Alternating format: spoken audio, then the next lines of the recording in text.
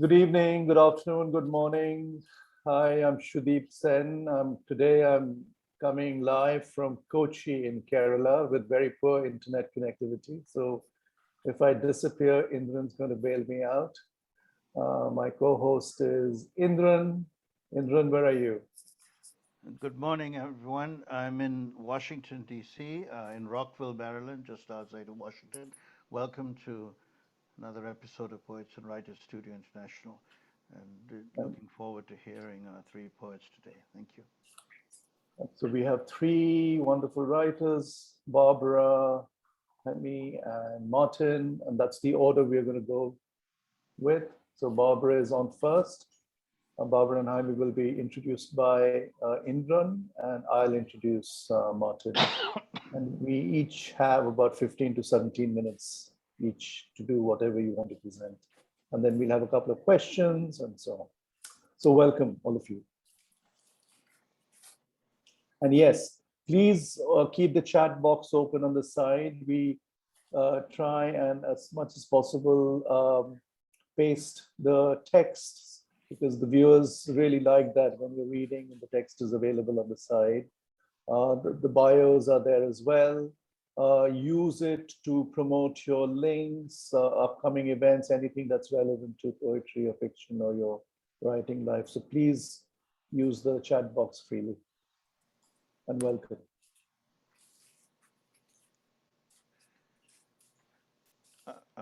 Don, are you running the opening credits, or go ahead and...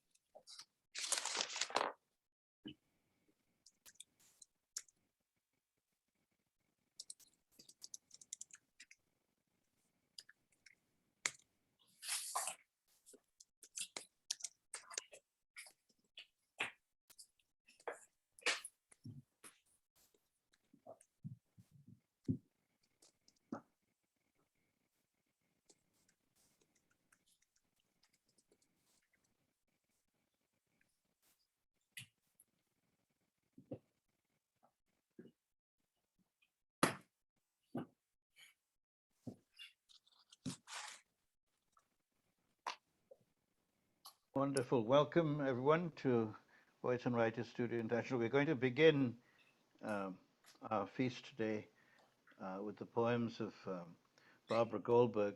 I'm going to read you her bio, a short bio, which it can be a very long one. She's a very accomplished poet and a translator and a promoter of poetry in different ways, and a good friend. Barbara Goldberg's most recent book, which I recommend to everyone, is Breaking and Entering, New and Selected Poems, published by the WordWorks this year in 2022. And she'll be reading primarily from that book. She also has authored 6 prize-winning books of poetry prior to this one, including The Royal Baker's Daughter, winner of the Felix Polak Poetry Prize, as well as Transformation, the Poetry of Translation, which won the Valentin Khrustev Translation Award. She and renowned Israeli poet Moshe Dor translated and edited numerous anthologies of contemporary Israeli poetry, including After the First Rain, Israeli Poems and War and Peace. Goldberg has received 2 fellowships from the National Endowment for the Arts, as well as the Armand G. Earp Award from the Columbia University's Translation Center in the United States. Her work appears in the Best American Poetry, Paris Review, Poetry, the Gettysburg Review, and elsewhere. She is the series editor for the international editions at WordWorks. And, well, you won't, without any further ado, my dear Barbara Goldberg, go ahead. Welcome, Barbara. Morning, everyone. Good evening, good afternoon. It's good to see everyone at the crack of dawn for me, 11 o'clock. I just want to show you the cover of my new book, Breaking and Entering, I don't know if you can see it. I guess my books are renowned as I always have a naked girl or a halfway naked woman on the cover. And this breaking and entering is not about felonies.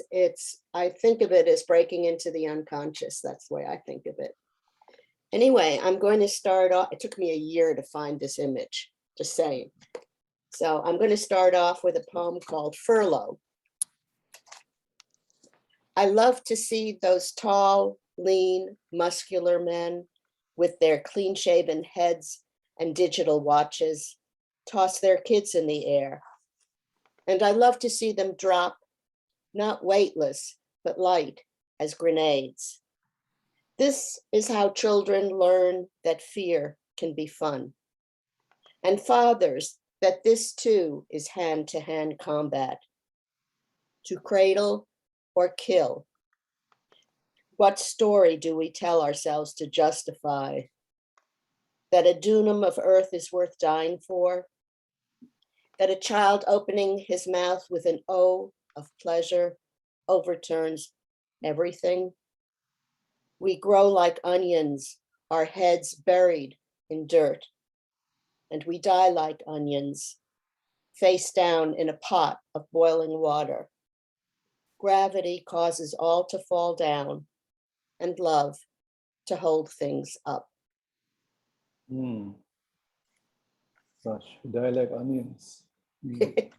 I don't know where that came from. It's a good image. It's great. Yeah, you know, that's the best when it just comes out of the blue and, you know, you don't know where it comes from.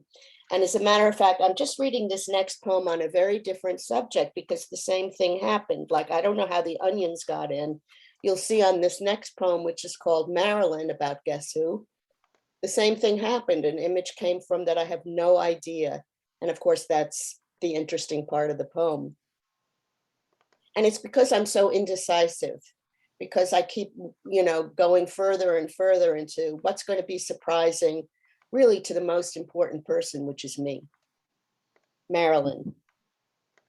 Had it been me, I never would have chosen her.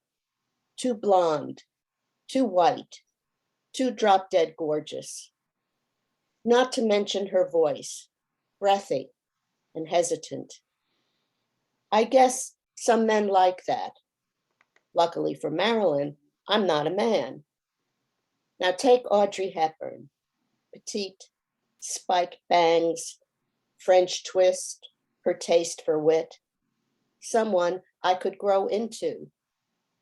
So many girls like to make themselves stupid or lose on purpose, like this girl in college, also blonde, also stacked. She could spin 1,000 angels on the head of a pin, but at parties, she'd drink too much and act dumb. The boys, she said, ate it up. I wouldn't even want a guy like that, who wouldn't know how to spar or crack a joke, who'd simply ache to dive head first into her décolletage and sleep in the pillowy softness of her flesh. I preferred those who hoarded secrets, little treasures buried like truffles deep in the underbelly of the earth. There go the truffles. She was a truffle, yeah. When I say I worked for that, that means I lived in ignorance for a number of weeks, just wondering how to open it up to find something more, as I said, more surprising to me. Okay, and now I'm going to read Carvel, and I don't know how many worldwide know what Carvel is, which is soft ice cream that comes from like a spout. If you go to amusement parks, a lot of times there's Carvel, but when I was growing up, I think I went to one of the first Carvel Dairy Queens or whatever those things were. Carvel. In the summer, when the days were light longer, we'd pile in the car and drive down Metropolitan Avenue for soft ice cream at Carvel's. Those nights, We could have been a regular American family, out for a spin, whose father maybe tossed a ball with his kids, or tousled their hair, or let himself be tickled. But we knew his moods would return when we'd tiptoe around the house, lay low. This was the 50s. There was Korea, but it was far away, and it wasn't our war. And they weren't murdering our people. Later I'd learn, but only much later, after he was long gone, that he gave our blue Persian carpet to Franz Smetana, who was broke and could sell it for cash. He also gave money to his mother's 7 brothers and sisters, and some got out in time, dispersing to Israel, Australia, South Africa. Or the year he paid the bills for the Swiss sanitarium my uncle stayed at after the war to put on fat. These kindnesses, these things my father did without thinking twice, what to say about them, about him, except that how a man treats his own children is only one part of the story, and there are others.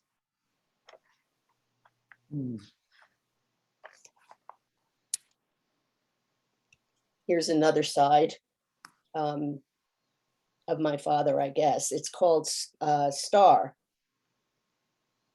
It was a silver star with the word liar stamped on it. And my father made me wear it because I was one. He knew I hadn't taken my bath, just turned the faucets on, knew my scrapbook on Brazil was overdue, to pictures of the Amazon pasted on the cover. Spinning stories to wriggle out of things made him madder, one deceit compounding another, especially since my father was a man of his word, and his word was gold. I was glad when he died and could let Danny feel me up with no one the wiser. Glad he didn't see me run through his money like a woman bent on ruination. If only he could have lied a little. He who had so little charm, so little social grace. But for him, truth was absolute, was never gray. As for me, there are so many truths, it's hard to tell the one big one that underlines them all. I loved my father, love him even more today, though he was mean and cut me down to size, and I was small to begin with. He left me bare of subterfuge, without a leg to stand on, but my own. Wow.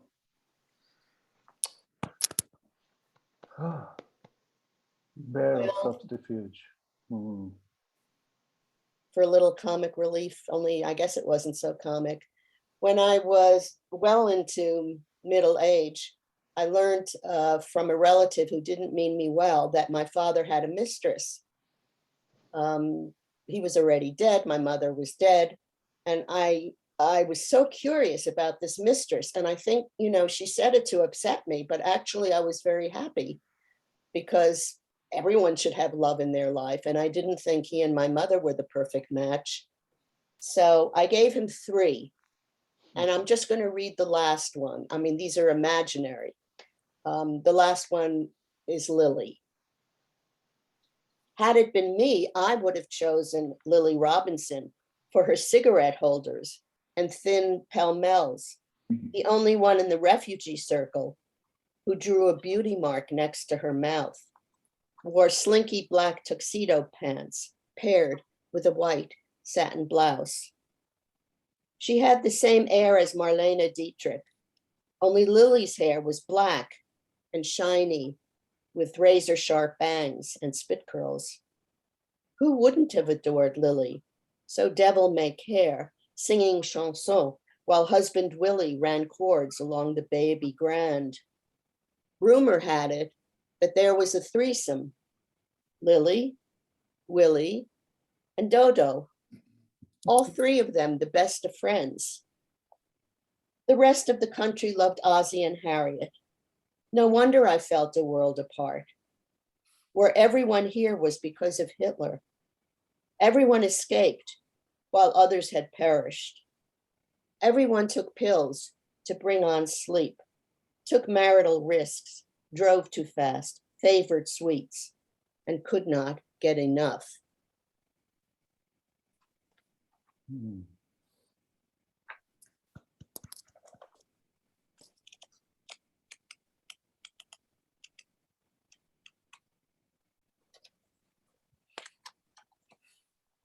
Ballad of the Id. I am your rose hips and bunting and bootleg, and I am your black bangs, those devil spikes, and I am your spine when you lie down in tickle grass, the zipper, the cock, all glistening and white. And I am the stars that roll in their sockets, that blink on the night. I could be Gibraltar or jukebox or drumstick.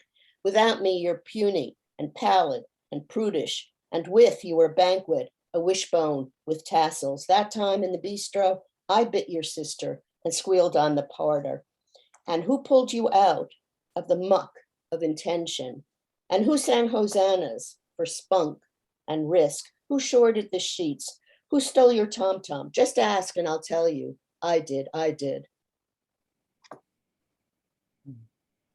So here's a little something for the poets out there.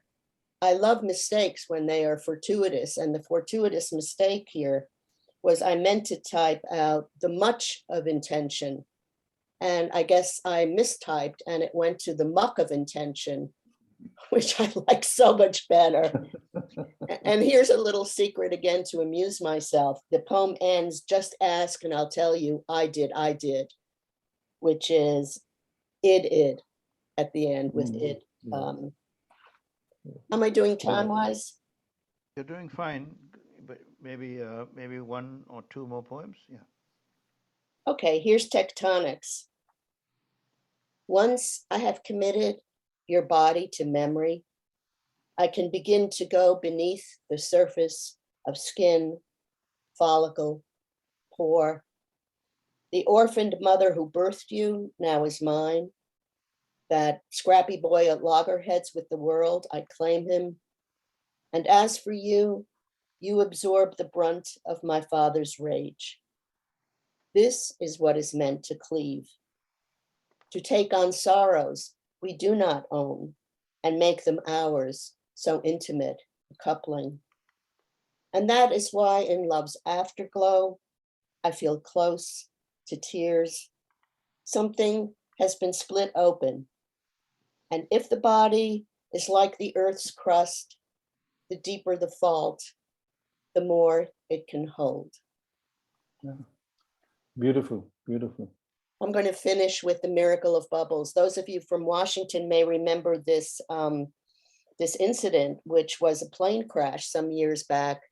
And it fell into, it barely made it off, and it fell into whatever that body of water is just outside of the airport. And this man dived in and saved a couple of people from the plane. So the poem is called Miracle of Bubbles. And this will be my last one.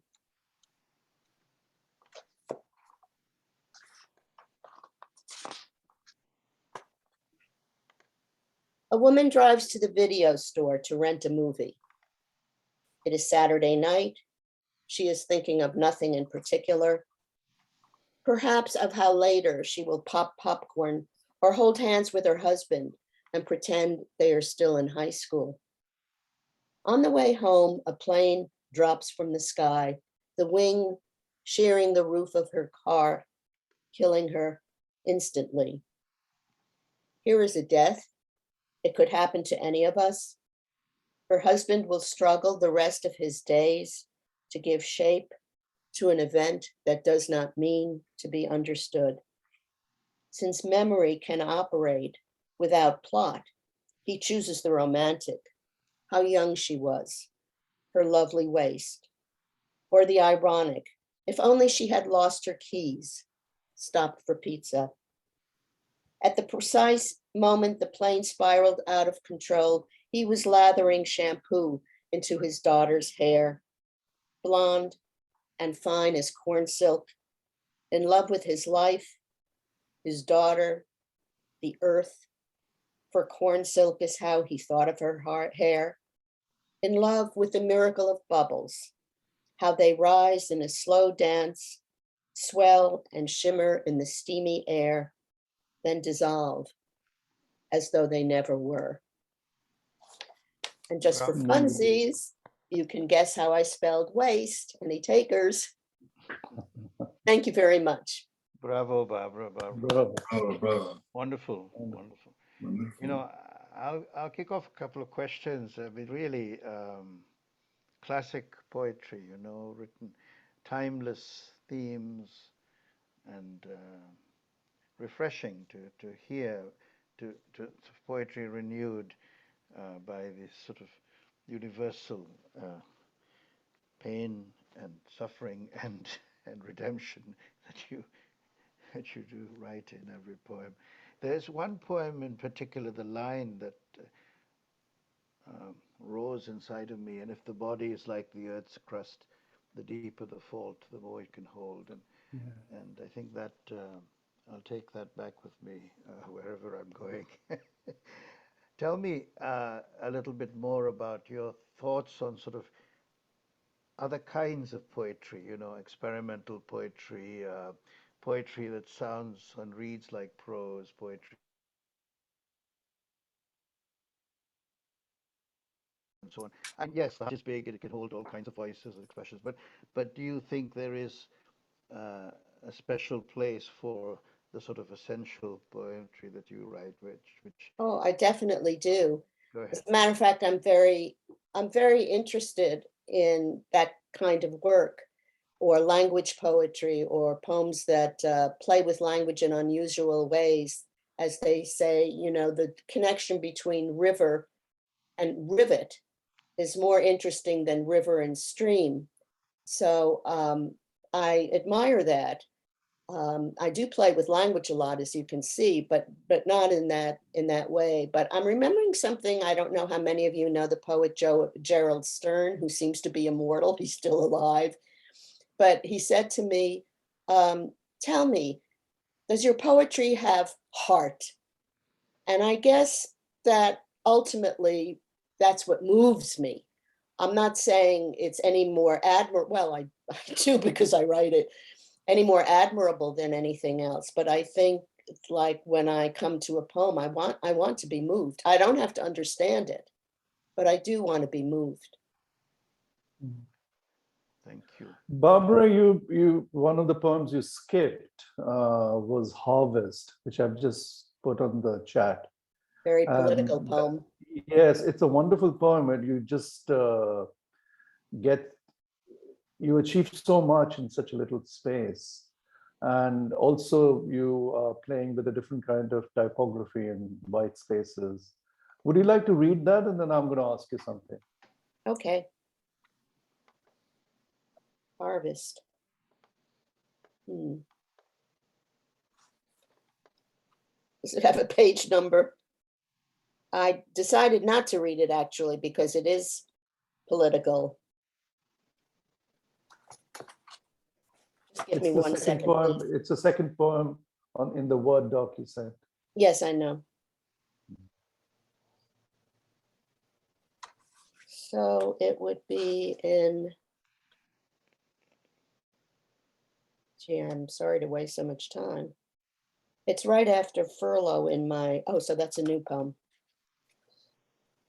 I have this done the way selected usually are, which is very strange. You start with the most recent book, and then you work yourself forward.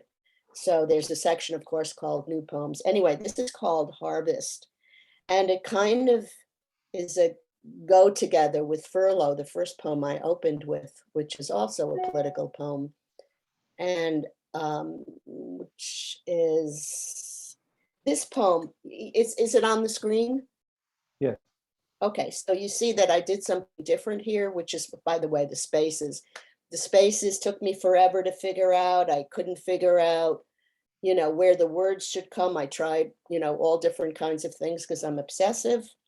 It's the same thing when I want to look for a pair of black boots. You don't want to go shopping with me for black boots because I'm obsessive. Harvest. Whose sky? Whose clouds?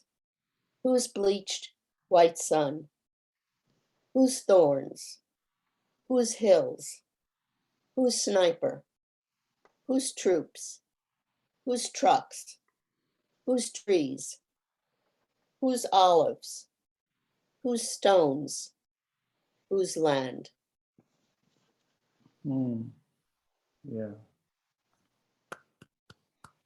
So do you often write companion poems? Because I see the sort of the furlough and harvest working together. Yeah, I think the first 4 or 5 in the book, but more than that, since the beginning, I've been writing these rather longish series. One is about the wife, it sound funny, about the wife of Paolo Uccello.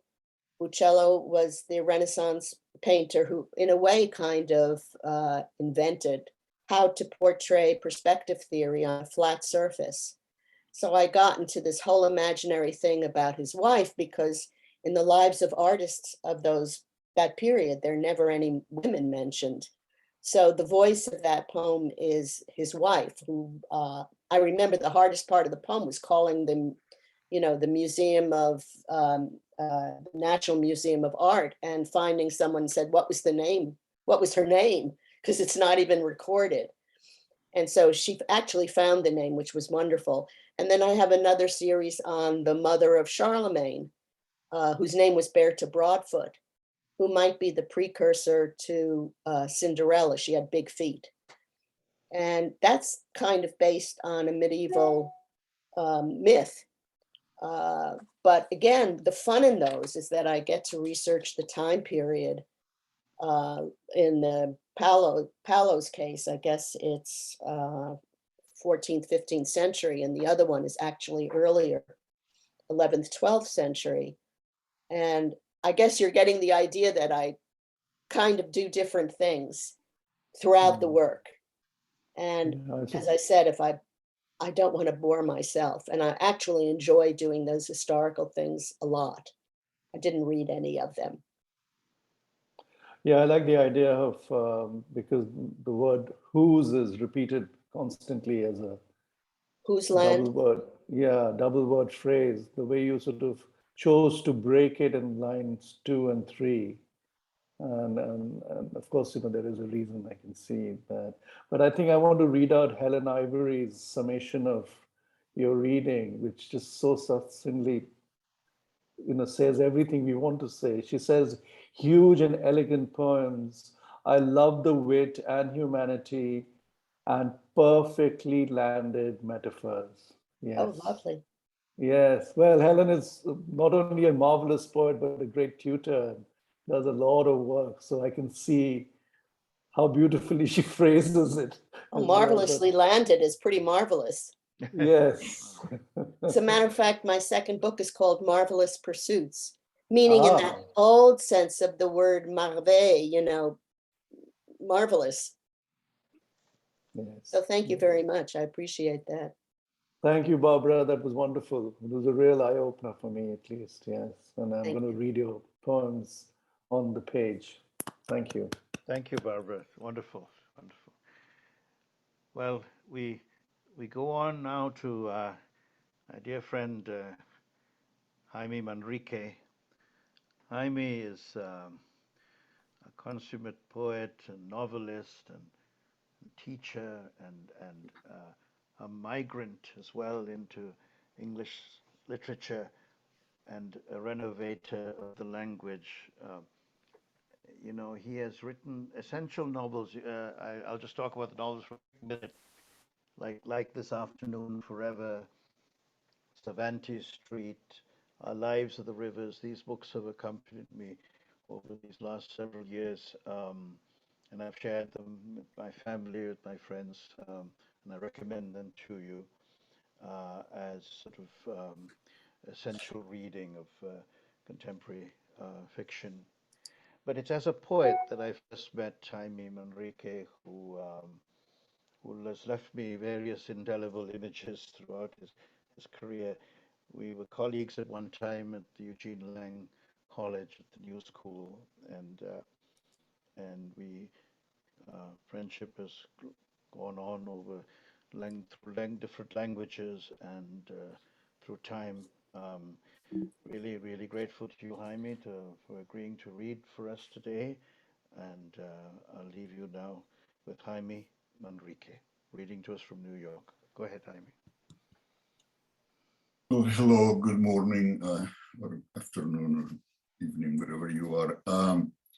Thank you so much, Indran, for your beautiful introduction. And anyway, I accepted the invitation because since Indran asked for copies of the poems in the original, typewritten poems, I thought they would appear on the screen and as I read, and then I thought, well, that way they will understand me and then can follow what I'm saying.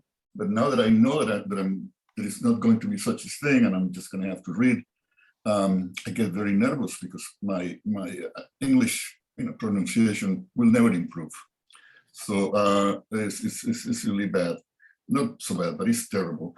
So the other thing is, thank you, Barbara. I love that reading you gave. The authority of your voice is very compelling, and the clarity of the images, and and the sentiments are very genuine. And I really felt each poem as you went through it. I was there with you, from verse to verse, and it was a wonderful experience to get to know your poetry.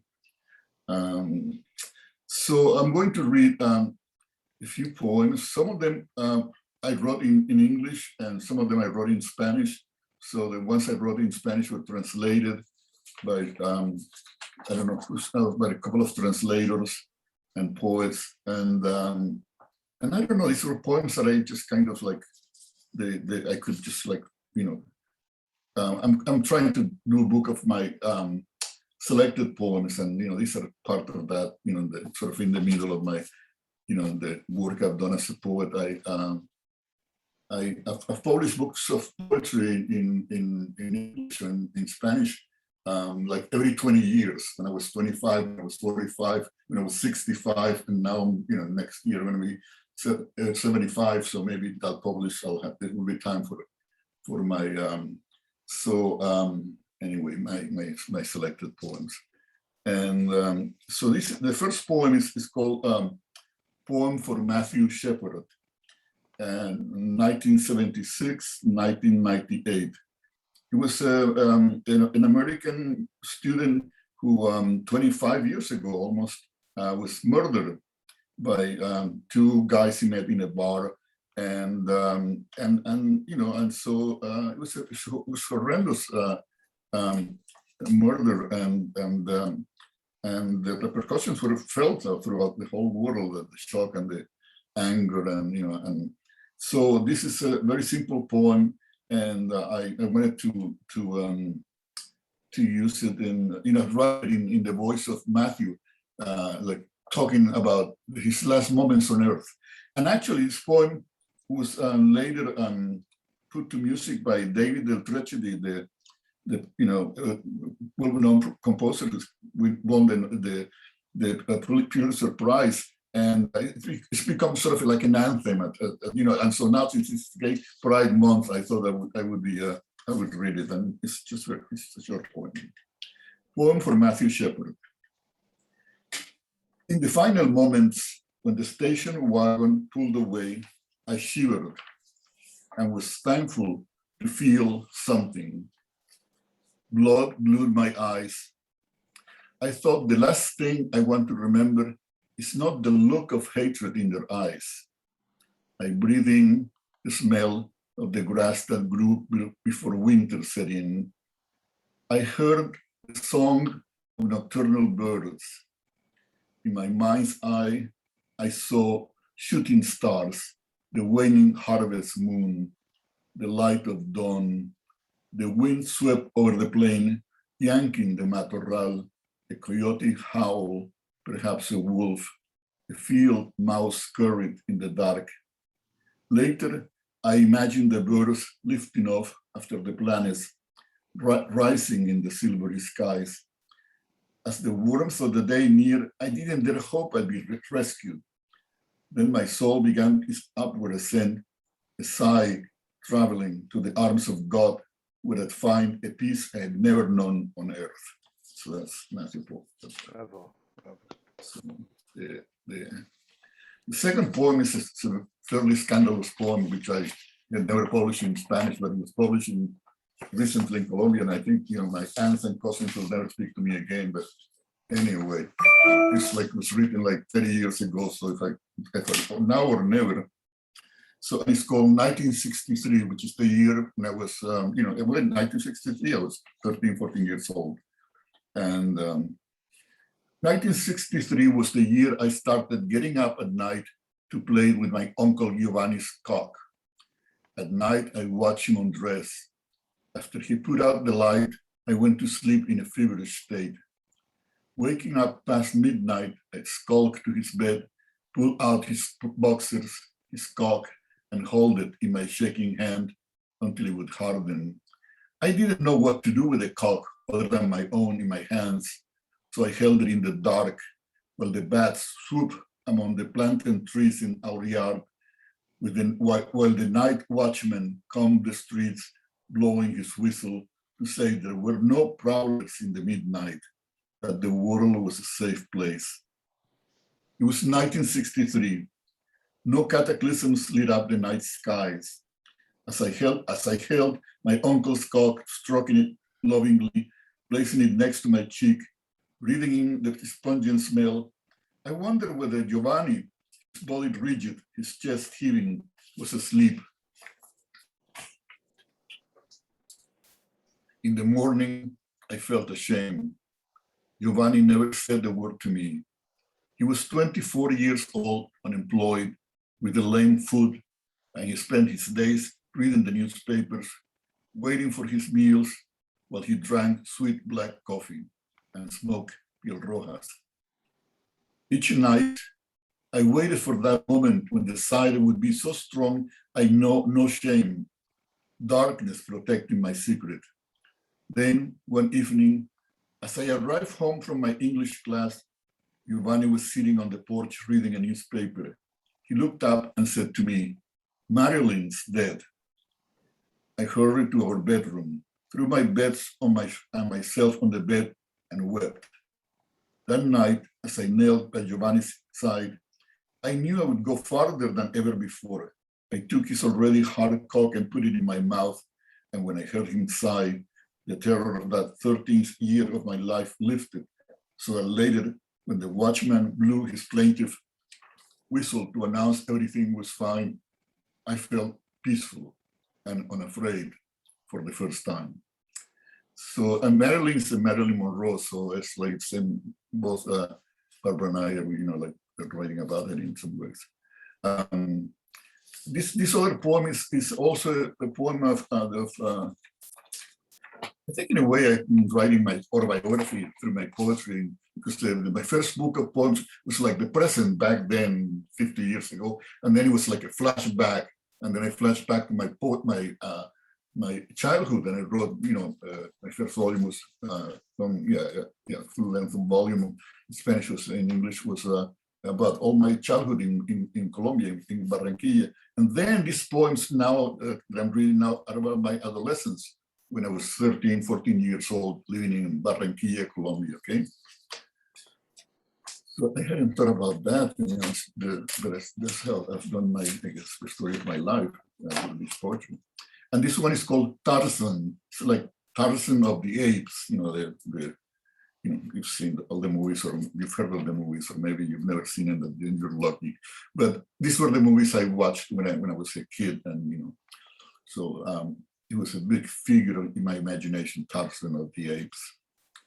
When I was 13, there was in my hometown a man we called Tarzan because of his build, an outcast in Barranquilla, infamous for preying on youths. Tarzan's t-shirts bandaged his torso. He swaggered down the street like a Pied Piper who could drag behind him boys like me and ruin us. Late in the afternoons, when the amapolas gash dusk with their scarlet, and the honeysuckle infuse the hour with his sweet languor, Tarzan appeared on my street, announced by cat calls of the neighbors, who hiding behind their blinds called names, which he shook off like a macaw preening shakes off its down. Every afternoon, I read in a rocking chair, waiting for that moment when he'd appear, my heart beating so fast, I placed an open palm on my mouth as he strutted a defiant animal, singing the song of perdition. Not once did he ever look in my direction, though he must have known I was there, because I felt the heat of his waist, a tongue of fire singeing in me. Tarzan's cat eyes bored into my soul, the bird with the burning beak speeding the heart of a flower. I was afraid Tarzan would expose me for what I was, someone like him, someone who craved the touch of men. 30 years have passed since that time. I'm riding in a cabin in the woods on top of a white hill. It's been snowing all day, and I look out of my window through the gleaming icicles. Though Tarzan does not appear now on my ghostly street, the longing I felt then grips me, reminding me of the pull of the flesh, bringing back memories that still brand me after all these years. Okay, so that's so the next I think the next sort of like phase of my poetry were the poems were my 40s and 50s, and when I so this is a poem that about I don't know when I was in my late 50s, and it's called Don Quixote, and Don Quixote is the Don Quixote de la Mancha. I also wrote a novel about the author of Don Quixote, Cervantes. And so, I've always been fascinated by Don Quixote since I was a boy, and then I wanted to write not just about Cervantes, but something about Don Quixote. And so this is Don Quixote in the voice of Don Quixote. Don Quixote. I woke up. It was the hour of nocturnal terrors. My head still on my pillow. In the unsettling darkness of my room, I thought, I am old. I couldn't go back to sleep. I slipped my bony toes in my slippers, ragged and threadbare, like the life I had lived. Like so many nights of late, I wrapped a blanket around my shivering frame, opened the door of my room, and slipped out on the hush house. Outside, the ground was damp, the night abloom with stars, screaming silently as they fell toward God knows where, but certainly far from my barren fields. From the barn, an owl's gold stare questioned me, not my presence in the lateness of the night, but my entire existence. Spring was near. I could feel the ground turning under my feet. Then a second thought occurred to me. Soon I'll be dead. Soon my flabby flesh, my brittle bones, my dried up brain will be enriching the soil. The earth will be my roof, daisies, my constellations. No, this cannot be the end, I heard myself say. There has to be more to life than all the stories I've read, everything I've seen or felt, the hardness of my cold bed. It was then the idea came to me. I must take to the open road to redress the grievances, rectify the wrongs, amend the errors, and reform the abuses of the world. Before it gets too late, I added, I have to find love. It took a few days to prepare before I rode away on my Rocinante, my neighbor Sancho for my squire, and the lady Dulcinea del Toboso as the compass of my loveless heart. The rest of the story is well known, but what has never been written about before was that instant when I woke up in my frigid bed, stepped out in the chilly dawn, and felt worms stirring the ground under me, reminding me I had one more spring to live, and it was my duty to live it. So, and finally, I think the Don Quixote I wrote in English, and the one before was translated by Margaret Tarzan. Also, I translated myself, and the one before, about 1963, was translated by Margaret Sayer Speeding, a very great translator, who translated, among other writers, the poetry and the essays of Sor Juana Inés de la Cruz, and novels like Pedro Páramo by Juan Rulfo, and stuff like that. So I'm very grateful to her for those translations. And this other poem, I sent it when I wrote it in Spanish to a friend of mine, the poet Alfred Corn, and then he wrote back, and what he wrote back was that with his translation of the poem. So this is Alfred Corn's translation. The patio on 58th Street. In my mother's room, one window looked out over the alley where we raised ducks. The other opened onto the patio with its plantain trees and yuccas, where chickens, doves, and rabbits were being fattened for our table. At the back of the patio, above the high wall, clumps of branches spill over from mango and orange trees belonging to our neighbors on 57th Street. I remember my mother propped in the window, looking at the patio's black sand, like a Tahitian woman painted by Gauguin, her glowing eyes hypnotized by the dark jungle where the wild cat from her childhood roamed during the night. My mother rested her hands on the window frame so the breezes could dry the pink varnish she had just applied to her nails. It would be around 4 o'clock at that hour, halfway between daylight and the approaching darkness. It's dark and freezing tonight in New York. I sit myself down facing the window of time in order to see what my mother can no longer see.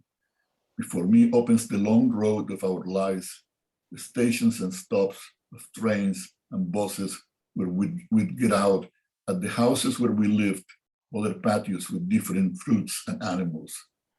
And I contemplate with weakened eyes my mother's final destination, hers, not mine, because my eyes can only see the past, not the dark current of time as it swallows us up.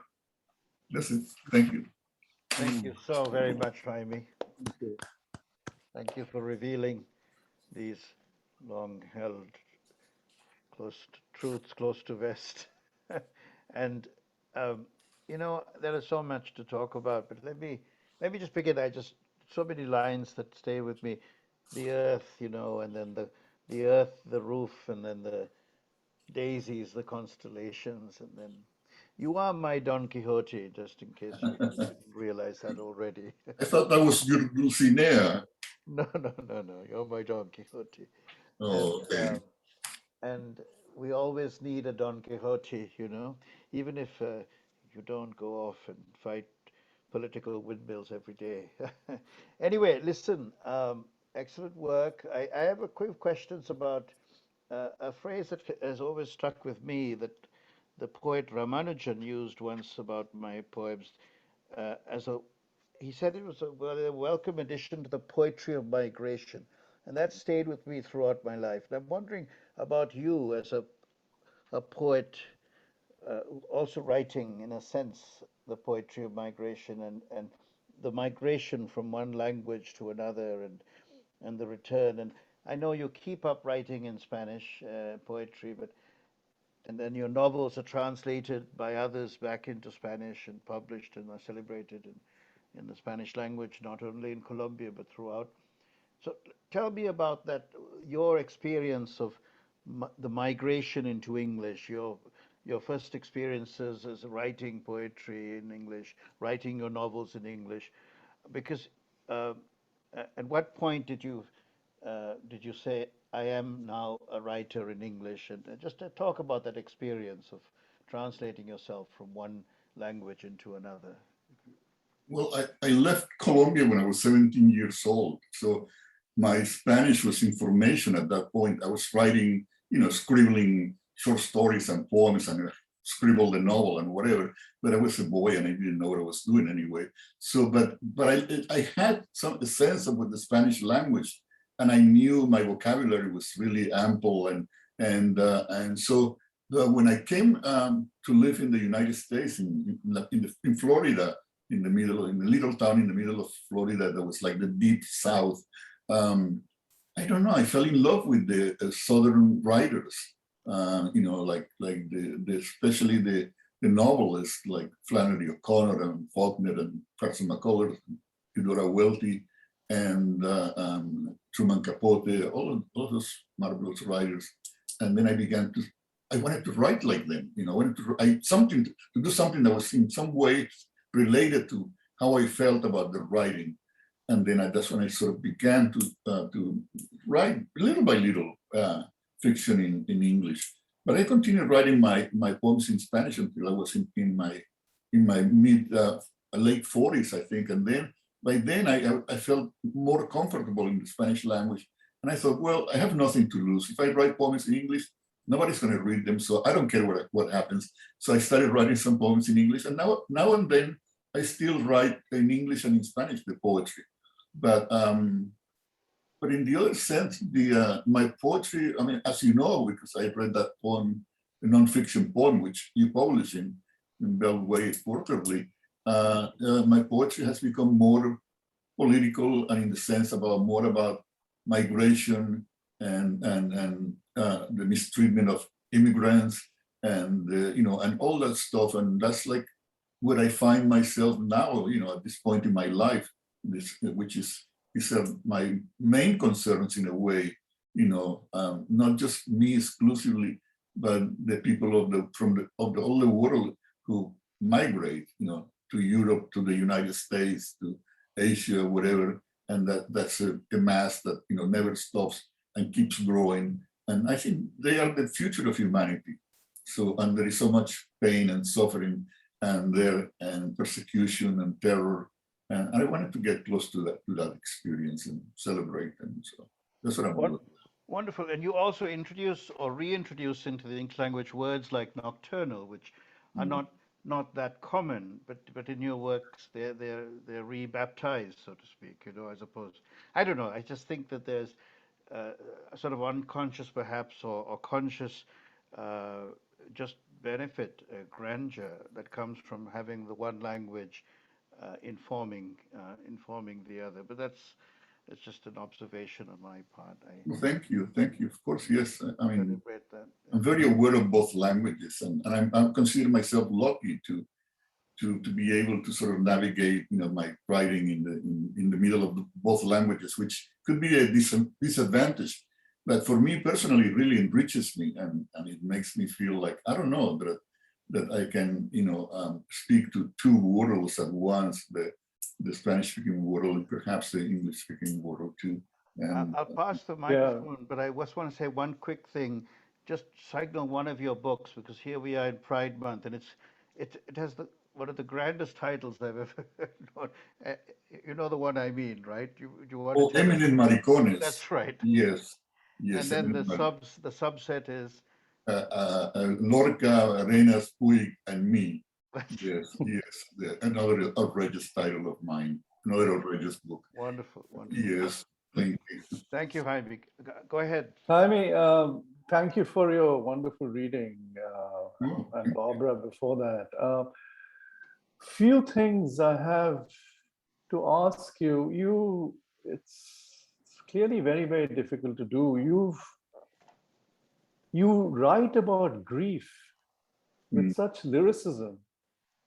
Now, that can only happen when you've internalized it and have put enough distance between the source of grief and the feeling of grief, and then the writing of the grief itself. How hard is that process? Because at one level, when I'm reading your poems, I feel a visceral kind of feeling of that pain. At the same time, it's quite cool and collected. So I'd like you to talk about that, the process of enunciation.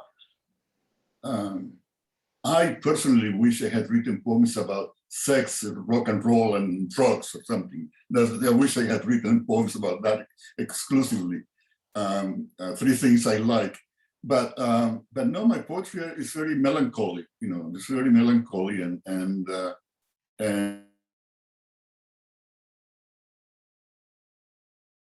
something to do with Spanish temperament and the Latin American temperament too. And the Mexicans are a good example of that.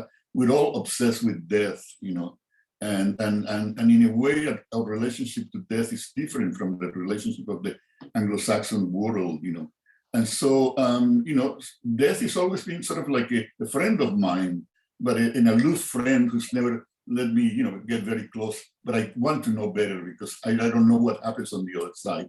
And along in my life, I've had moments of terrible grief. Like when my partner of 33 years died. So that was immense. I didn't know I could survive that. And writing poetry, sort of like helped me to deal with that grief. So it's been a tool to express, certain things about me. And Mm-hmm. Thank you.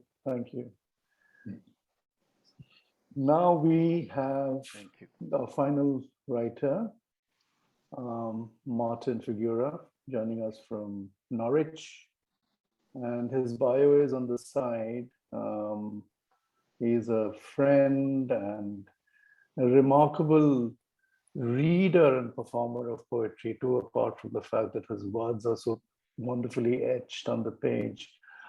I'll read the bio. I actually edited his bio a bit, but then I went back to the version he sent because it has its unmistakable humor in it. So I'm going to read out the version he sent. Martin Figura was, and some time ago now, described in a hospital referral letter, bad back, as a pleasant 58-year-old gentleman. His collection and show Whistle were shortlisted for the Ted Hughes Award and won the 2013 Sabato Award for Best Spoken Word Show. Shed, published by Gatehouse Press, and Dr. Siemens Catastrophe Machine, published by Cinnamon Press, were both published in 2016. I would recommend you getting these books, quite easily available on Amazon, and the Cinnamon Press has a good website. During the first lockdown, he began the monthly Zoom event called Live from the Butchery. And the Butchery is Martin and Helen's home with Helen, of course, and Kate Birch.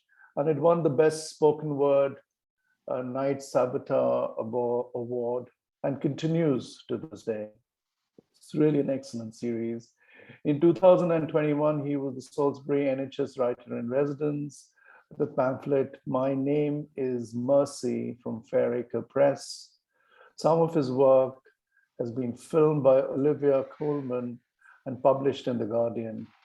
His next collection is due out with Cinnamon Press in 2023.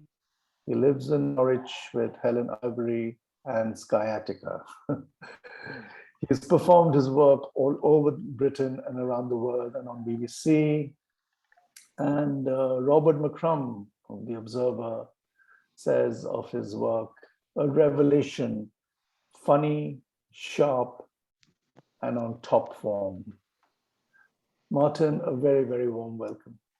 Thank you, Sudeep, and thank you for the invite, and to Don and Indran. It's so great to listen to Barbara and Jaime's work. It was so powerful, and I've kind of got a dark set myself, so I'm kind of glad I did that. There's no sex, drugs, and rock and roll in mine either, Jaime, I'm afraid. I've done a few residencies in the last few years. So I'm going to start with a poem from one of those, which was for the Soldiers Charity. I interviewed a lot of soldiers with post-traumatic stress disorder, and this one's for Stuart Harris, who was invalided out after various escapades, which I won't go into, but given what's going on in Europe at the moment, I thought it would be appropriate to read. It's called Bear. Betrayal will happily walk with you, knows your patterns, the roof runs and dead ends of conflict. Conflict will lift you skyward, then lay you down on the broken dirt. Stu woke clean white and wondered if this was hell. The bear in the next bed explained it was Birmingham, and over the weeks they reminisced, became firm friends. When it was time, the bear came home with him and was too big for the house. The bear blundered about, breaking ornaments, cracked its head against the light, sent shadows skittering about the walls. The bear brooded and the children shrank back from its rancid breath, which made the bear roar. The rooms of the house became dead ends. One night, Stu placed his hand into the boar's paw, and together they walked to the edge of the sea, and were the most sorrowful sight the sea had ever seen. The sea took pity and let them step into her low swell. They clung together while the sea murmured about home until the bear struck out for the moonlit horizon. Stu stood alone on the kitchen floor, water pooled about him. He was so tired, his own undone shoelaces were an unfathomable conundrum. Bravo. Bravo. And just to cheer us up, this is a sort of nuclear option, I suppose, the bomb, which has raised its ugly head again. And this is taken from one of those public information films, largely, and then with a good sort of dose of imagination, I suppose, at the bomb. The bomb is not a haphazard maneuver, it's a sure thing, allays unreasonable fears in the scorched lands of Nevada, is poker faced, is on earth as in heaven, where silver spurs and Cuban heels, is E equals MC squared, has been billions of years in the making, is carefree and whistles, speaks Esperanto with a heavy accent, will be the very last word anyone scrawls on a cave wall, speaks softly in its presence, as if you're calming a hooded goshawk. It is part of nature's struggle for balance, is a radiant ball of fire, wears bobby socks to the hop, is one of the most beautiful sights, is blast and burn, is an unopened box, is a siren, a new dawn, the cold blue light flickering under your neighbour's garage door and the cheap rate hours, is what separates us from the apes, is a kicked away chair, will rattle your bones, is a desert snowstorm, is the brightest fungi on the forest floor, marches behind the flag and the drum, is part of the big picture, adopts a new world view, roll your sleeves down, it knows your name, is mutually assured, observe it through welding goggles, hit the dirt fast, my friend, anything that casts a shadow will protect you. Wow. Wow. And this is Cole, which is from the book Whistle, which is about my inevitably traumatic childhood. My father was from Silesia, or Upper Silesia, which was Germany before the war, and it's now Poland. And Poland, as you know, is this kind of malleable country. Well, it didn't exist for a century. I only came back into existence a couple of years before my father's birth. P.G. Wodehouse, the writer, was interned there for the duration of the war, and what he said of it was, my God, if this is Upper Silesia, what must Lower Silesia be like? And we went there as kids, and it's a mining area and very down. I'm just going to post a picture. No, it won't let me. I was going to try and post an image into the chat, but never mind. So this is about that place, which has passed through all the empire's hands as they've sort of worked their way across Europe. Coal. Caverns of fire growl deep underground, crack open a contaminated surface so the murmur of voices can escape. The bones of dukes and peasants, Bohemians, Prussians, Mongol raiders and Moravians are pressed tight into the fault line as thin as a flag. The flag is the colour of blood cells. Behind are buckling crosses of window frames. Old men are dismantling clocks on kitchen tables, looking for providence amongst cogs and spiders. And the black hills will join the sky, and rain will pour down and bury this place. Wow. Black hills will join the sky in rain. And this is a kind of poem that I've started writing a little bit again about my childhood, I suppose, my father, of late, which is a bit of a surprise. I thought I dealt with it in Whistle, but and it's kind of, well, maybe if my father, like Barbara, had mistresses, this wouldn't have come about. I was very taken what Jaime said about grief, but this is my mother, my father.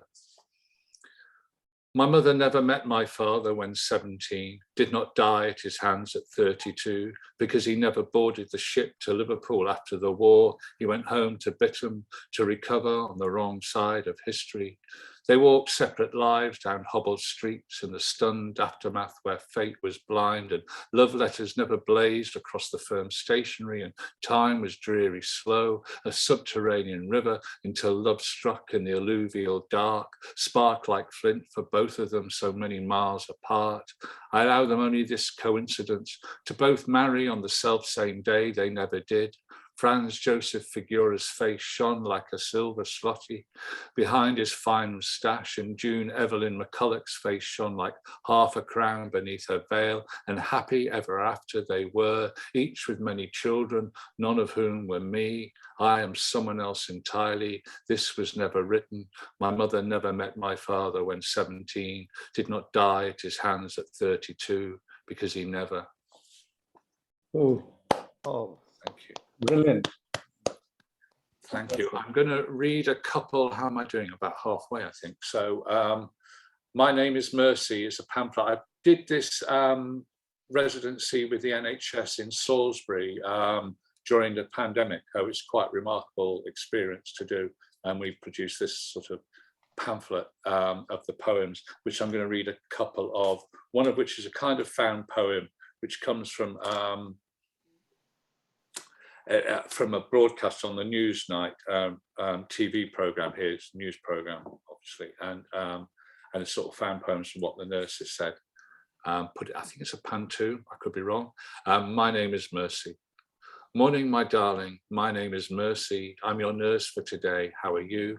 Today is the 19th of January. The sun is breaking through. I'm your nurse for today. How are you? The outlook should be positive. The sun is breaking through. Your wife knows you're here. She sends her love. The outlook should be positive. You're doing well. You're safe. You're really safe. Your wife knows you're here. She sends her love. Would you like us to phone your wife? You're doing well. You're safe. You're really safe. If you can hear me, squeeze my hand. Would you like us to phone your wife? It is difficult, I understand. If you can hear me, squeeze my hand. Today is the 19th of January. It is difficult, I understand. Morning, my darling. My name is Mercy. And another one, Night Shift, which is one of the poems that had this film of Olivia Colman reading. And she doesn't do a bad job and can't be with us this afternoon, I'm afraid. But so you're going to have to put up with me. And Night Shift.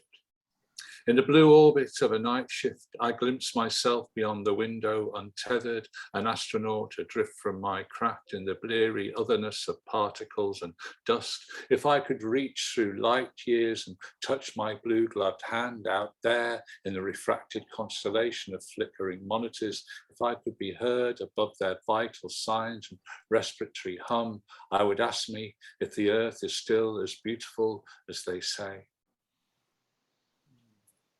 And I'm trying to work out if I've got time for this.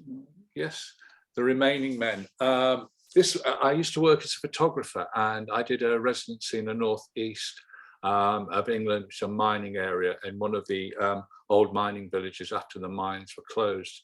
And you would see men just stood on the pavement looking out into the distance, going nowhere and not doing anything in particular. And it kind of stuck with me for, I mean, this was 20 years ago, and I finally got round to writing the poem last year, I think, The Remaining Men.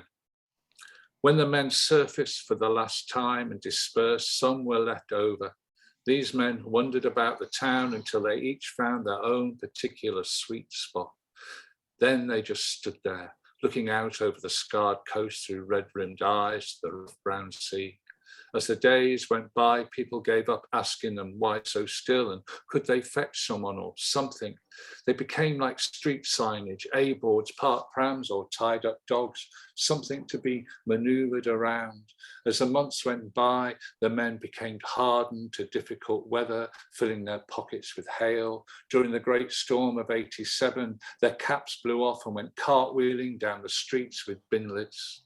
As the years went by, the slag heaps faded to green and saplings were planted. The men began to petrify into monuments. When the new road for the business park went through, a lot of them were tipped back onto trolleys like the ones railway porters used to use, then loaded onto flatbed trucks with the traffic cones. Most were broken down for aggregate. The lucky ones were sold off as novelty porch lights and stood outside front doors on the new estate, illuminating small front lawns and driveways. As the decades went by, saplings became sycamores and elms and named colliery wood. In autumn, the early morning light on them was glorious and cycle paths made their way there. The remaining men were defaced by graffiti and badly worn by then. Many considered them to be an eyesore. When children asked what they were, not everyone could remember, and of those that did, few were believed. As the centuries went by, they all but disappeared. Only the circle in the park remained. Archaeologists and historians disagree about how they came to be there and what they might have been used for. And I'll probably do a couple more, I think, looking at the time.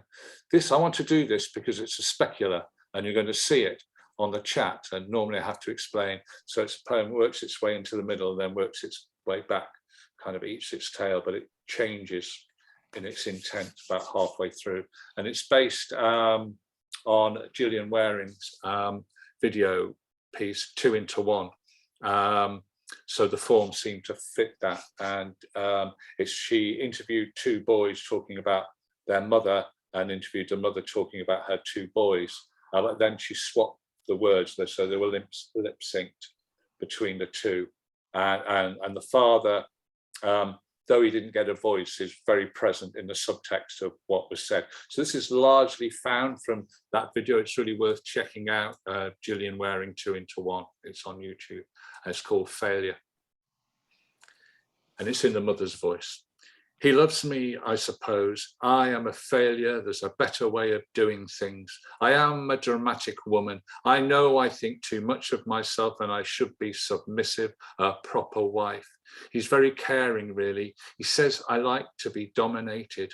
When he's jealous, he's abusive towards me. I'm afraid I won't grow old. I sometimes tell him that. He's beautiful looking. He will try and tell me about love, but hate is something he needs and I don't. He says I am a failure and I don't. He says I am a failure, but hate is something he needs. Try and tell me about love.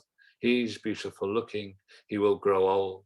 I sometimes tell him that he's abusive towards me. I'm afraid I won't be dominated when he's jealous. He's very caring, really. He says I like to be submissive, a proper wife. I think too much of myself and I should. I am a dramatic woman. I know there's a better way of doing things. I suppose I am a failure. He loves me. I have time for one more. I think I was going to do a positive one, but it's kind of positive. And I've got to that. I was thinking about what Jaime said about only seeing the past.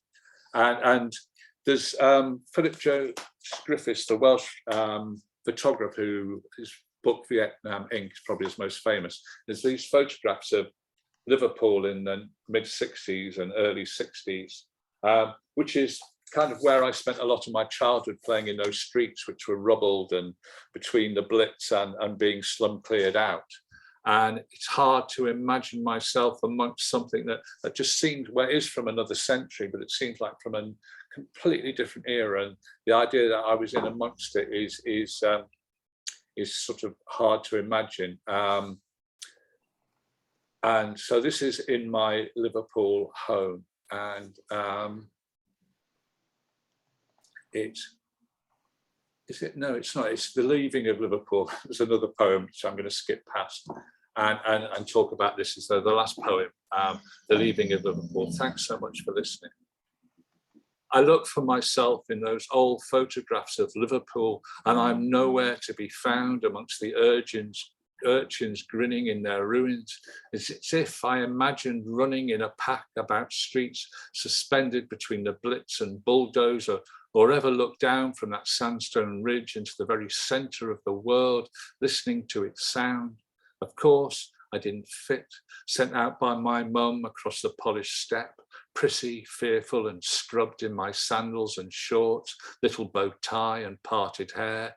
The other kids warned by their mums to be careful with him, he's not like yous. And they were as careful as they could be with their stones, homemade bows and arrows made from sharpened sticks. They took me in with the same rowdy curiosity they had for the deaf-mute girl. Freckled Betty Morrissey chased me to the doorway of the Breck Road laundrette and gave me my first kiss. We'd left for a better life than this when I was only 2, but ask me where I'm from and I'll say Liverpool in my woolly northern accent. Feel something like regret, knowing I've no right to feel so proud that I was only ever visiting and didn't properly belong. And what if we'd stayed to be slum cleared out?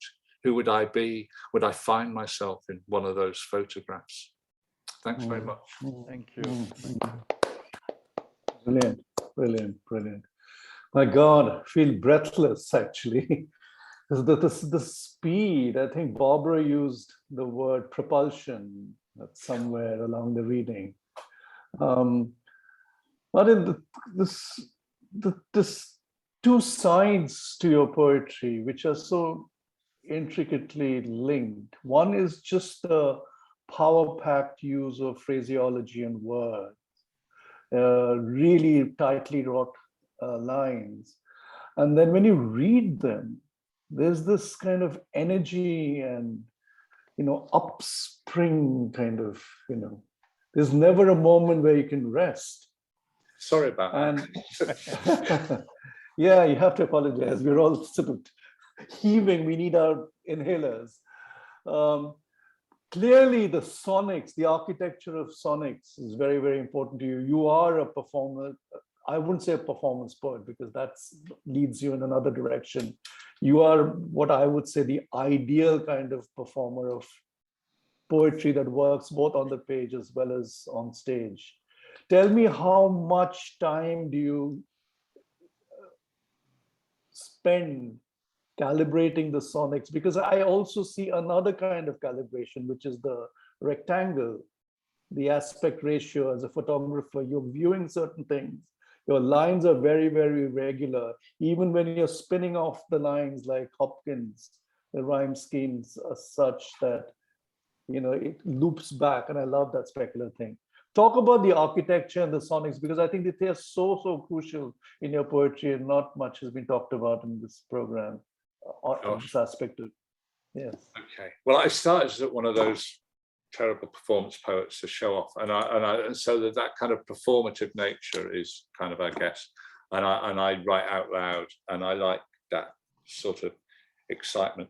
It's a bit rock and roll, I suppose, but it's I like that liveliness, and it's a bit like me, really. I don't slip quietly into a room, I'm afraid. I'll knock a vase over and off I go. The sonnet form, I think, is that kind of sonnet. I don't think any of these were sonnets, but Sonic. Sorry? Talking about the Sonic. Oh, right. And the sonnet. Well, that and the language. And I, a bit like Barbara said about language, I really enjoy language and that percussive thing. And I often start writing in a terza rima because it's got that rolling rhyme with that. And then very few of them end up as terza rimas. But what I find is that when I finally abandon it after about 3 weeks of trying to make a terza rima and realizing it's never going to be one, when you break it up for spares, you've got all these rhymes, but not too many, and they can go into the middle of the poem. And so it's it prolongs the writing process. I don't know, but it means you get that. And I like the assonance and the half rhymes and not necessarily end rhymes. In fact, rarely do I do sort of end rhymes, occasionally. So I like that sonic aspect. It's kind of important to me. And that performative element, because I like performing, and it can be a bit. And the visual side, the way it's presented on the page, because there is a sort of very, very tutored kind of. I was an accountant, and so it has to balance. No, I don't know. So I really was, yeah. And the photography, certainly, there are aspects of photography. Yes.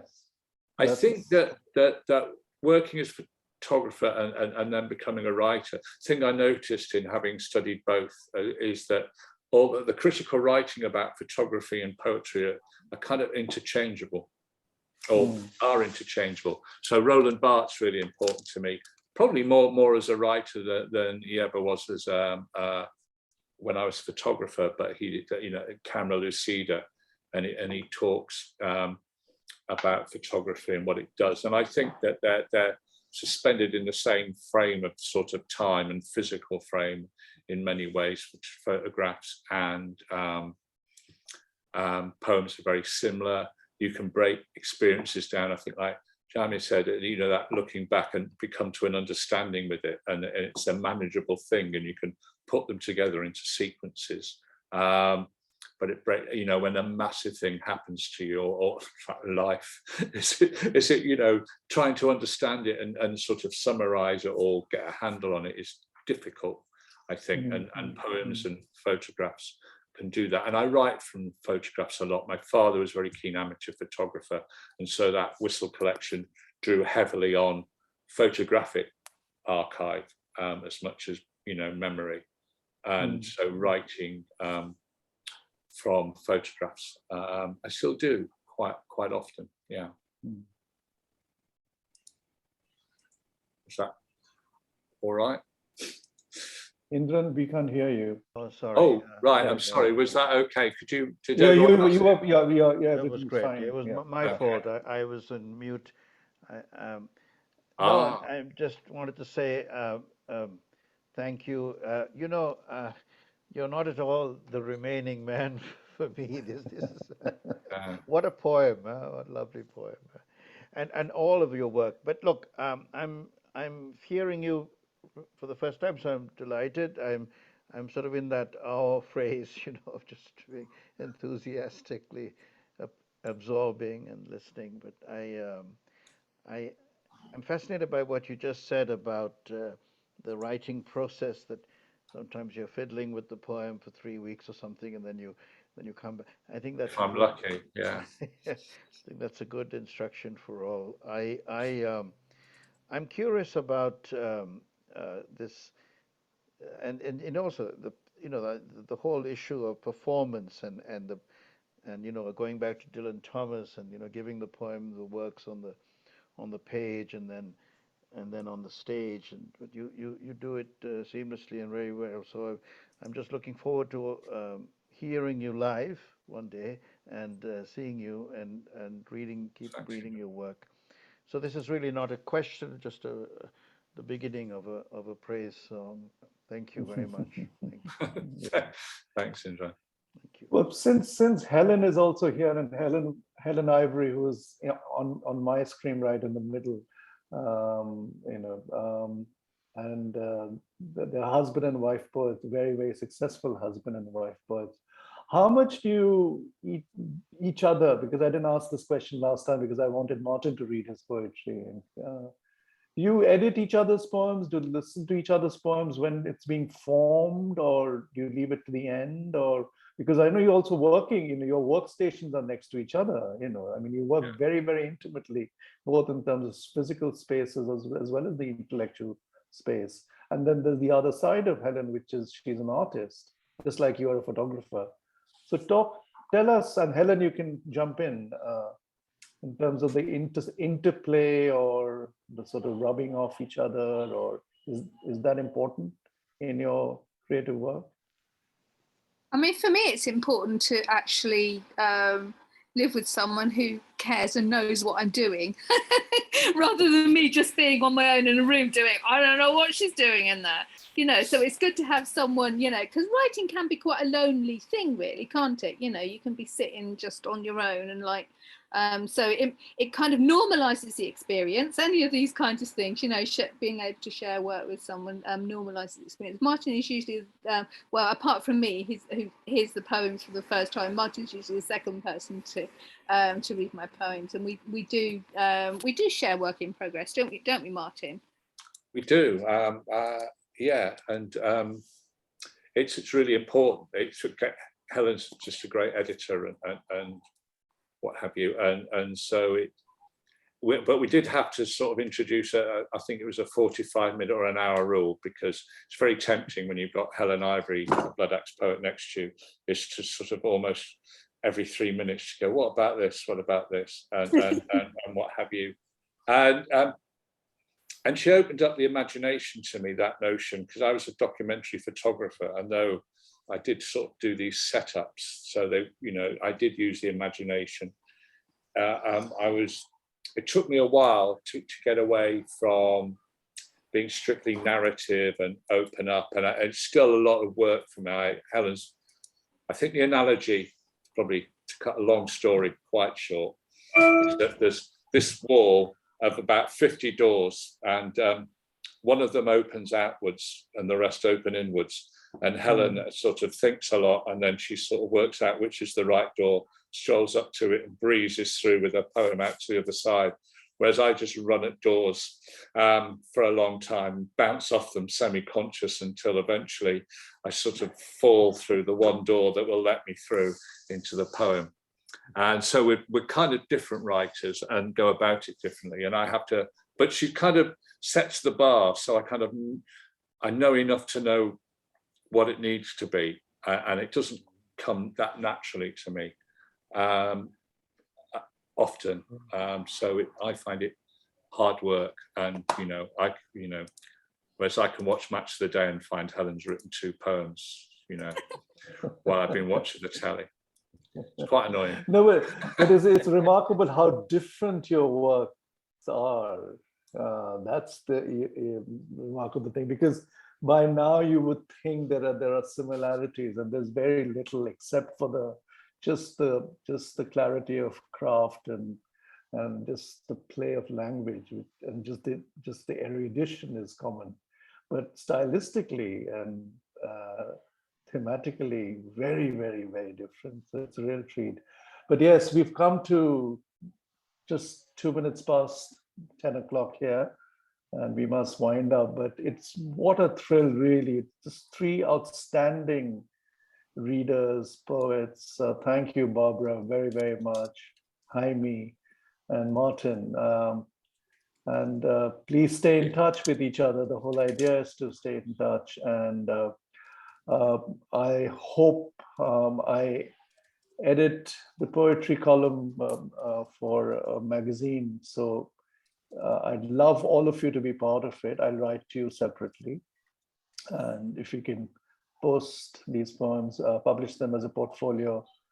And likewise, Indran runs a wonderful magazine called the Beltway Quarterly, and I'm sure he'll be very happy to have poetry. But thank you very, very much, and see you next month, second Saturday, same time. Thank you. Bye, Take thank care. you. Much love. I was just going to stick my email in. Could you share our emails around, Sudeep? Yes, please do. Please rather do, than please us do. cutting and pasting like mad right now. That'd be good. Yes, Okay. we'll do that. We'll do that. Hi, I'll put everyone. it all Thank you together. very much. Thank you, Thank you. Sudeep. That was great. Thank you Lovely very much. to see you again. All the Thank you best. for the wonderful event. Thank you. Take care. Thank you. Thank you so much for inviting me. And it was Pleasure. lovely to meet you, Barbara. Thanks. It's great. Bye-bye. Bye. Bye.